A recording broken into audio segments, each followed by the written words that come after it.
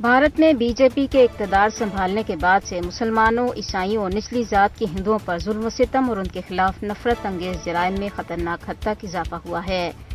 بھارت میں مسلمانوں، عیسائی، سکھ اور دیگر اقلیتیں نہ صرف ہندو توا قوتوں کے نشانے پر ہیں بلکہ اب ان کا وجود بھی خطرے میں پڑ چکا ہے۔ بھارت اب ایک ایسی ریاست بن چکا ہے جہاں مسلمانوں سمیت دیگر اقلیتوں کو منظم طریقے سے پسماندگی کی جانب دھکیلا جا رہا ہے اور ان کے خلاف مسلسل RSS کے نظریے کو نافذ کیا جا رہا ہے۔ بھارتی اقلیتیں مسلسل خوف اور عدم تحفظ کی حالت میں رہ رہی ہیں اور مودی نے ملک کو ان کے لیے غیر محفوظ جگہ میں تبدیل کر دیا ہے۔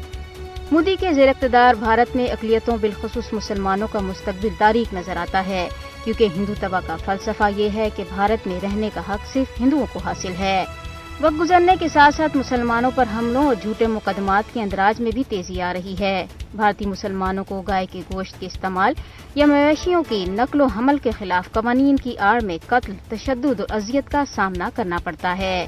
ہندو توا لیڈروں کے ذریعے مسلمانوں اور دیگر اقلیتوں کی مذہبی شخصیات، مقدس مقامات اور علامتوں کی توہین بھی بھارت میں ایک تکلیف دہ معمول بن گیا ہے۔ مودی کا حتمی مقصد بھارت کو ایک ہندو قوم کے ملک کے طور پر ابھارنا ہے۔ مذہبی اقلیتوں کے خلاف وسیع پیمانے پہ تشدد اور امتیازی سلوک نے بھارت کے سیکولرزم کے چہرے کو بے نقاب کر دیا ہے۔ بھارت ایک نام نہاد جمہوریت ہے جہاں اکثریتی ہندو سخت گیر عناصر اقلیتوں کو ناروا سلوک کا نشانہ بنا رہی ہیں۔ بھارت کی اقلیتیں اب ہندو توا قوتوں سے غیر ملکی سرزمین پر بھی محفوظ نہیں ہیں۔ بھارت میں اقلیتوں کے تحفظ کے حوالے سے اگرچہ عالمی سطح پر شدید تشویش پائی جاتی ہے، تاہم اب اس سلسلے میں ایک عملی اقدام اٹھانے کی ضرورت ہے۔